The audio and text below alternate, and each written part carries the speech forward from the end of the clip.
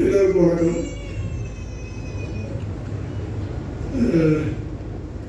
கடந்த 1.5 வருஷத்துக்கு மேலே இருக்குன்னு நினைக்கிறேன். ஈவினிங்கில் நடக்கிற எந்த விழாக்குள்ளே நான் கலந்துக்கிறது கிடையாது. எக்ஸப்ட் இப்போ சமீபத்தில் நடந்த கலைஞர்கள் அதோட 7 போயிட்டாங்க. காரணம் கலந்துக்கக்கூடாது அப்படின்றதில்ல, கலந்துக்கக்கூடிய என்ன சொல்றது, ஒரு ஒரு ஒரு பிரின்சிபலான லைஃப் கடைசி காலத்தில் வாழ்ந்துக்கிட்டு இருக்கேன். 7:30 மணிக்கு டின்னர் குடிச்சிருக்குது, ஒரு 1 மணி நேரம் இந்த பழைய படங்களை பார்க்கறது, அதுக்கப்புறம் 9 மணிக்கு படிக்கிறது, 4:30 மணிக்கு எந்திரிச்சு ஏதோ ஒரு உலகத்தில் இருக்கிறது. இப்படி ஒரு வாழ்க்கையை, ஒரு லைஃப் ஸ்டைலையே மாற்றிக்கிட்டேன் நான். இதில் ஒரு நாள் மிஸ் ஆனால் கூட ஒரு 3 நாள் 4 நாள் வந்து அது இடிக்கும். அதனால் நம்ம உடம்பு நம்ம தானே பார்த்துக்கணும். ஆனால் இந்த எழில் அவர்கள் கூப்பிட்டப்போ என்னால் மறக்க முடியல. அது மாத்திரம் இல்லை, எப்படியாவது அதில் கலந்துக்கணும்னு நினச்சி ஒரு ஷூட்டிங்கில் இருந்தேன். அந்த 6 மணிக்கெல்லாம் முடிக்க சொல்லிட்டு வீட்டுக்கு போய் குடிச்சிட்டு முடியாது. எழிலை பற்றி எல்லாரும் சொன்னாங்க. நான் கூட பழகியிருக்கேன். அந்த படம் அவர் பண்ணின அந்த காலகட்டத்தில் அவரோடு நான் பழகியிருக்கிறேன். அப்போ இருந்து இப்போ வரைக்கும் ஒரே மாதிரி வெற்றியிலும் சரி, கொஞ்சம் தோல்விப்பட்ட காலங்களிலும் சரி, மறுபடியும் வெற்றி கொடுத்த காலங்களிலும் சரி, ஒரே மாதிரி பழகக்கூடிய ஒரு நல்ல இதே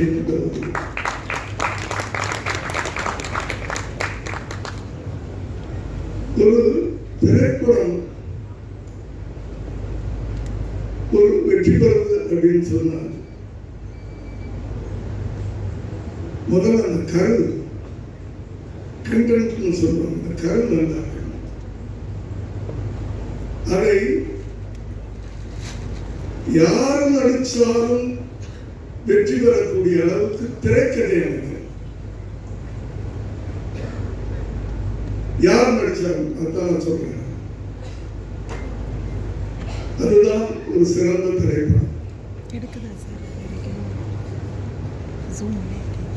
அப்படிப்பட்ட என் மகன் விஜயுடைய வாழ்க்கையில் எத்தனையோ படங்கள் பண்ணியிருக்கிறார்கள். ஆனால் துள்ளாதவனும் துள்ளும் ஒரு படம் ஒரு வாழ்க்கையில் ஒரு லைஃப். ஒரு 10 படம் இருக்குது. இப்படி மைல்ஸ்டோன் கொடுத்தவங்க இங்கே 2 பேர் இருக்கிறாங்க. கெடுக்கிறாங்க. பேரரசு அவர்கள், எழில் அவர்கள். முதல்ல அவர்களுக்கு நன்றி. ஏன்னா எந்த ஒரு நடிகரும் மேல வர்றதுக்கு யார் ஆதாரம்னா இயக்குனர். எங்க வேணாலும் சொல்லுங்க, அடிச்சு சொல்லுங்க. அப்படியாப்பட்ட ஒரு திரைக்கதை இந்த கதை. அடுத்து அப்பதான் வந்து நான் நல்ல ஞாபகம் இருக்கு. சௌத்ரி சார் ஒரு நாள் என்னை கூப்பிட்டு, தான் கூப்பிடுறியோ, நான் ஒரு பையன் அனுப்புறேன் கதை கேள்வி. சாலிகிராமத்தில் வீடு. அவர் வந்து அந்த கதை சொன்னாங்க. உடனே நான் வந்து அவர் போய் சேர்ந்து போகிறதே தெரியல. சௌத்ரி சார் ஆஃபீஸ்க்கு நான் ஃபோன்லேயே சொல்லிட்டேன், எப்போ வேணும் சார் டேட் அப்படின்னு கேட்டேன். இந்த படத்தை நான் மிஸ் பண்ண மாட்டேன், எப்போ வேணும் கேட்டேன். அப்படி அந்த கதையின் மேலே எனக்கு ஒரு நம்பிக்கை. அவர் பண்ணியிருந்த ஸ்கிரீன் பிளே இன்னும் ஒரு அந்த முழு கதையை கேட்டேன். அப்போதான் நான் விஜயோட மற்றவங்களாம் சொல்லுவாங்க என்னென்னமோ 1008 கதைகள் சொல்லுவாங்க என்னை பற்றி. நான் கதை கேட்கும்போது விஜய் அப்பாவா கேட்கறது இல்லை. ஒரு சாதாரண பப்ளிக் படம் பார்க்குற ஒரு பப்ளிக்காக தான் அந்த கதையை கேட்குறேன். அப்படி ஒரு பப்ளிக்கா 1-2 கேள்விகள் கேட்குறேன். அந்த கேள்வி கூட ஒரு அசிஸ்டன்ட் டைரக்டர், சின்சியரான ஒரு அசிஸ்டன்ட் டைரக்டராக கேட்குறேன். ஜாலரா அடிக்கிற அசிஸ்டன்ட் டைரக்டர் இல்லை, ஒரு சின்சியரான அசிஸ்டன்ட் டைரக்டர் என்ன அழகுனா இந்த கதை ஜெயிக்கணும், நம்ம டைரக்டர் ஜெயிக்கணும்னு நினைக்கிறவங்க தான் சின்சியரான அசிஸ்டன்ட் டைரக்டர். அப்படி ஒரு சின்சியரான அசிஸ்டன்ட் டைரக்டரா நான் எல்லாத்துட்டையும் கதை கேட்குற எல்லாத்துட்டையும் கேள்விகள் தான் கேட்டாங்க. அதுக்கு சால்வ் பண்ணுறது அவங்க இஷ்டம், அதை ஏற்றுக்கிறது அவங்க இஷ்டம். இல்லை நான் இப்படிதான் பண்ணுவேன்னு சொல்றது அவங்க இஷ்டம். அப்படி அதெல்லாம் ரொம்ப ஈஸியா எடுத்துக்கிட்டு படம் பார்க்கும்போது இந்த கேள்வியெல்லாம் கேட்டேனே படத்துல இல்லையே, அப்ப அதை உள்வாங்கி இருக்காரு. அப்படி பட்ட ஒரு இயக்குனர் இன்னைக்கு இத்தனை வருஷம் கழிச்சும் அவர் திரையுலகத்தில் இருந்துட்டு இருக்காரு பாருங்க. அதுக்கு ஒரே ஒரு காரணமாக நான் நினைக்கிறது, பைபிள்ல ஒரு வார்த்தை இருக்கு, எவன் ஒருவன் தன் தாயை உயர்த்துகிறானோ அவனை நான் மென்மேலும் உயர்த்தி கொண்டே இருப்பேன் அப்படின்னு கடவுள் இறைவன் சொல்லதான் சொல்லியிருக்காரு. அது எல்லா வேதத்திலையும் சொல்லியிருக்கேன். எனக்கு தெரிஞ்சது பைபிள்.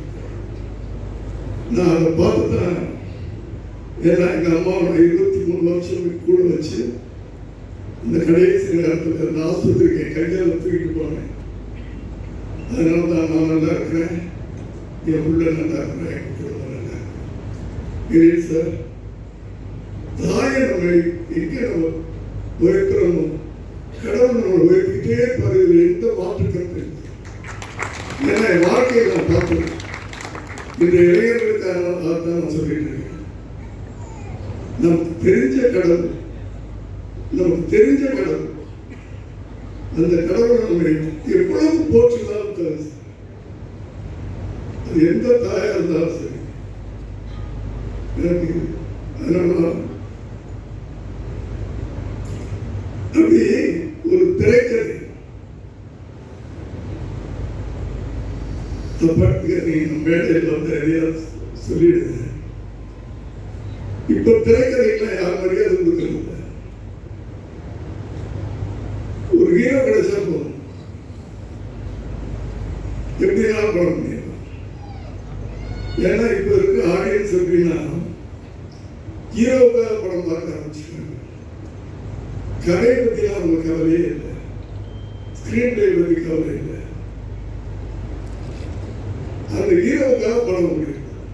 ஸோ நம்ம பெரிய டைரக்டர் தப்பாக மனசு சொல்றேன். அதே படங்கள் இன்னும் ஒரு கண்டென்ட் ஓரியன்டோட ஒரு நல்ல திரைக்கதையோடு பண்ணா இன்னும் பல மடங்கு அந்த படங்களுக்கு வெற்றி கிடைக்கும் சொல்லுவாங்க.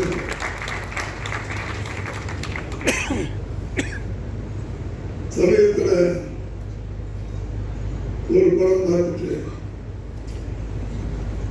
ஃபோன் பண்ணி அவரை பாராட்டுறேன் பாருங்க, சூப்பர் சார், சார் ஒரு படம் எப்படி பண்ணணும் உங்ககிட்ட இருந்தா சார் கற்றுக்கணும் அப்படின்னா சொல்லிட்டு இருக்கேன். அதெல்லாம் கேட்டுட்டு இருக்கேன். செகண்ட் ஹாஃப் கொஞ்சம் சரியில்லை சார் அப்படின்னு சொன்னா, சார் நான் சாப்பிட்டுட்டு இருக்கேன் அப்படின்னு. அது வரைக்கும் கேட்டுட்டு இருந்தவர் நான் சாப்பிட்டுட்டு இருக்கேன்னு சொல்லல, செகண்ட் ஹாஃப் ஒரு மாதிரி இருக்கு சார், இவ்வளவு 5 நாளைக்கு முன்னாடி இந்த ஃபர்ஸ்ட் காப்பி பார்க்குறேன் சார். இப்படி இந்த மரங்கள் இந்த நம்பிக்கையெல்லாம் கிடையாது சார். அதுவும் ஒரு தகப்பனே தான் பிள்ளைய இது பண்றதுலாம் சார் நான் சாப்பிட்டுட்டு இருக்கேன் அப்புறம் நான் கூப்பிடுறேன் சார் அப்படின்னு கேட்பாங்க. அப்புறம் கூப்பிடவே இல்லை. நான் படம் ரிலீஸ் பிறகு எல்லாரும் வச்சு செஞ்சேன். எது சொல்றேன்னா, இந்த நம்ம சொல்ற ஃபீட்பேக் அவங்க எடுத்துக்கிட்டு அதை மாற்றி இருக்கலாம். அதுக்கு டைம் இருக்குது, 5 நாள் டைம் இருக்குது. அத்தனை வரும் நான் சொன்னதே சொல்லிடுது அந்த பாட்டில். அதுக்கு சொல்ல வந்தேன். அவங்களுக்குலாம் இந்த விமர்சனங்களை தாங்கிக்கிற தைரியம் இல்லை, பக்குவம் இல்லை. இதே நான் இன்னொரு பெரிய இயக்குனர் ஒரு கதை சொல்றாரு. கதை சொல்லி முடிச்ச உடனே ஒரு எந்திரிச்சு கட்டி பிடிச்சிருக்காங்க. இங்க வந்திருக்காங்க, துப்பாக்கி டைரக்டர் கட்டி பிடிச்சிருக்கேன். ஆனா கடைசியில் அதே மாதிரி ஒரு அசிஸ்டன்ட் டைரக்டர் ஒரு கேள்வி கேட்டேன். சார் கேட்கலாமா அப்படின்னு கேட்டேன். கேளுங்க சார். இந்த படமே வந்து ஸ்லீப்பர் செல்ஸ் அப்படின்னு சொல்லி படம் பண்றீங்க. எனக்கு தெரியும் சார் ஸ்லீப்பர் செல்ஸ்னா யாருன்னு, பப்ளிக்கு தெரியுமா அப்படின்னு கேட்டேன். கேட்டுட்டு விட்டுட்டு அதோட பட் படம் பார்க்கும்போது அதுக்குன்னு ஒரு சீன் வச்சிருந்தேன். செகண்ட் ஹாஃப்ல அந்த ராஜீவ் காந்தியுடைய கொலை வழக்கை விசாரித்த ஐஎஸ் ஆஃபீஸர் அவரை வச்சு ஒரு படம் பண்ணியிருந்தார். இவ்வளோ பெரிய டைரக்டர் கூட நம்ம சொன்னதை மைண்டில் வச்சுக்கிட்டு எனக்கு பதில் சொல்லாம திரைப்படத்தில் பதில் சொல்லியிருக்காரு. அவருடைய பக்குவம் அதனால தான் இன்னைக்கு வரைக்கும் ஜெயிச்சுக்கிட்டே இருக்கார். அதை போல வருகின்ற இளைஞர்களுக்கு இந்த இடத்துல நான் சொல்றது எனக்கு வந்து தகுதி இருக்குன்னு நம்பிக்கை நான் சொல்றேன். ஒரு அப்பே ஸ்தானத்தில் இல்லை ஒரு அண்ணன் ஸ்தானத்தில் வருகின்ற இளைஞர்கள் வந்து ஒரு கண்டென்ட்டோட வாங்க. அடுத்தது உங்களுக்கு ஒரு பொறுப்புணர்ச்சி இருக்கு. ஒரு பொறுப்புணர்வுன்னு சொல்றோம்ல, அந்த காலத்தில் ஒரு ரைட்டர் இருந்தாரு, திரைக்கதை ஒருத்தர் எழுதுவார், டைரக்டர். இப்போ எல்லாமே நம்ம பண்றோம். இப்போ ஒரு எழுத்தாளர் ஒரு இயக்குனர்னா ஒரு நல்ல கண்டென்ட் பேசுறாரு. அந்த காலத்துல ஒரு 10 தலையை வெட்டுறவங்க வில்லன்னு சொல்லுவோம். இன்னைக்கு அதே காரியத்தை ஹீரோ பண்ண வைக்கிறீங்க. இது எப்படி எனக்கு புரியும்? இதை நம்ம கொண்டாடுறோம். இது எப்படி சினிமான்னு ஏற்றுக்கிறோம்? என்ன மெசேஜ் இளைஞர்கள் சொல்ற? நீ கத்தி எடுத்து 10 பேர் வெட்டுனா ஏன்னா இன்றைக்கு இளைஞர்கள் எப்படின்னா ஹீரோ எந்த மாதிரி சட்டம் போட்டுக்கிறாரோ அந்த மாதிரி சட்டம் வாங்கிக்கிறாங்க, எந்த மாதிரி ஹேர் ஸ்டைல் வச்சுக்கிறாரோ அந்த மாதிரி ஹேர் ஸ்டைல் வச்சுக்கிறாங்க, ஹீரோ ஃபாலோ பண்றாங்க. அதனால தயவுசெய்து உங்க காலத்தொட்டு கொண்டு கேட்டுக்கிறாங்க. நல்ல விஷயங்களை படங்களில் சொல்லும்.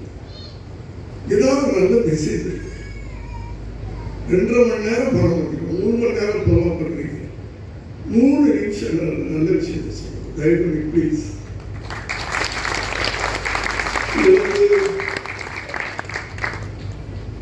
வேற எந்த இடத்துல சொல்லல. ஏன்னா எழிலை பற்றி சொல்லும் போது நான் ஒரே ஒரு கேள்வி கேட்டிருக்கேன். ஒரு ஞாபகம் இருக்குன்னு நினைக்கிறேன். என்ன கேள்வி? அந்த கேள்விக்கு படத்தை பதில் சொன்னார். அந்த பக்கம் தான் வெளியுள்ள கொண்டாடு அந்த படம். அப்ப என்ன விஜய் பெரிய சூப்பர் ஸ்டார் இல்லை, அந்த கதை அவர் தூக்குச்சு. இன்னும் சொல்ல போனா அந்த படத்துக்கு பிறகுதான் கேரளாவில் விஜய் ஃபேன்ஸ் அதிகம். நான் உண்மையில ஒத்துக்கிறது எந்த இடத்துல நான் தயங்க மாட்டேன். அப்படி ஒவ்வொரு இயக்குநர்களாக வந்து நல்ல திரைக்கதை, அந்த திரைக்கதை அந்த படத்துல யார் நடித்திருந்தாலும் அது சிறந்து விடுவது நடிச்சு சொல்றது. இது வந்து மீடியா எப்படி இருந்தனால எனக்கு கவலை இல்லை. அதுக்குன்னு ஒரு கதை சொல்லி இருந்தாங்க. நான் அவங்களுக்கு அதுக்கு அப்படி ஒரு எழுதுனா தானே நியூஸ் கிடைக்கும். கதை தான் நம்மளை வரும்னு சொல்றேன். இயக்குநர்கள் தான் ஒரு களிமண்ணை கூட ஒரு அழகான சிலையா மாற்றக்கூடிய சக்தி இயக்குநர்களுக்கு தான் மீண்டும் மீண்டும் மாற்றம். அந்த இயக்குநர்களே நான் திரும்ப கேட்டுக்கிறேன். அதுக்காக தான் கேட்டுக்கிறேன். உங்க கையில இருக்குது. உங்க கையில ஒவ்வொரு ஹீரோவும் கிடைக்கும் போது உருவாக்குற கடமை உங்கள்கிட்ட. அதே நேரத்தில் சமுதாயத்தின் மீது ஒரு பொறுப்புணர்ச்சி. அந்த பொறுப்புணர்ச்சி ஒரு ஹீரோ என்னென்ன பண்ணலாம் படத்தில். எம்ஜிஆருடைய தனி வாழ்க்கை யாருக்கும் தெரியாது. ஆனால் சினிமாவில் ஏதாவது ஒரு காட்சி அவர் தண்ணி அடிச்சு பார்த்துருக்கீங்க? நான் சொல்றது தெரிஞ்சு தண்ணினா வேறு. மத அருமை பார்த்துருக்கீங்க ஒரு படத்துலையா? ஏன் அதை பண்ணல? அவரை ஃபாலோ பண்றதுக்கு கோடானபடி தமிழர்கள் இருந்தாங்க, இளைஞர்கள் இருந்தாங்க. ஆகவே இதையெல்லாம் நீங்கள் எழுத்தாளர்கள், நீங்க தான் ஸ்கிரீன் பிளே பண்றீங்க, நீங்க தான் டைரக்ட் பண்றீங்க.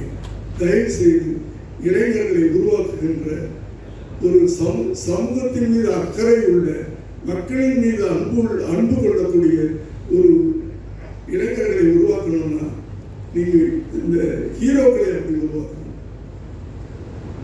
எங்கேயோ போயிட்டேன். சாரி, எழில் அவர்கள்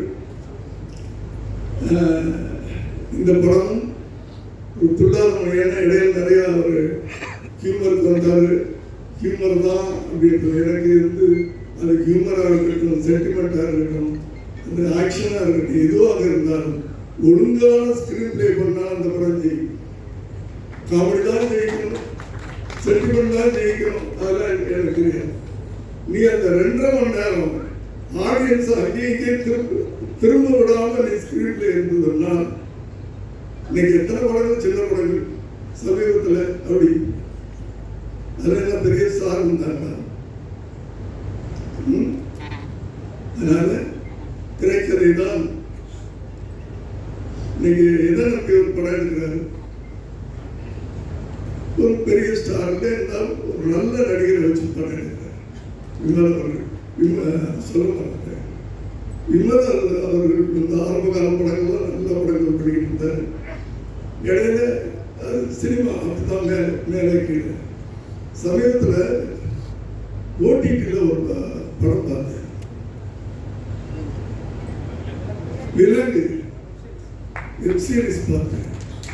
என்னடா இவ்வளவு பெரிய நடிகை சினிமா விட்டு வச்சிருக்கேன், எப்படா அந்த நடிகை விட்டாங்க? இவ்வளவு இயற்கையா, இவ்வளவு சாதாரணமா ஒரு கதையை எடுத்துட்டு போறாரு. இவ்வளவு பெரிய நடிகரை நானே ஏன்டா விட்டு வச்சிருந்தேன் வருஷம் அப்படின்னு நான் ஃபீல் பண்ணேன். அப்படி ஒரு நல்ல நடிகரை வச்சு படம் பண்ணியிருக்கிறீங்க. நிச்சயமா அந்த படம் உங்களுக்கும் சரி, அதில் சம்பந்தப்பட்ட அனைவருக்கும் சரி ஒரு பெரிய வெற்றியை கொடுக்க வேண்டும் என்று எல்லாம் இறைவனை வேண்டி விரும்பி கேட்டுக்கொள்கிறேன்.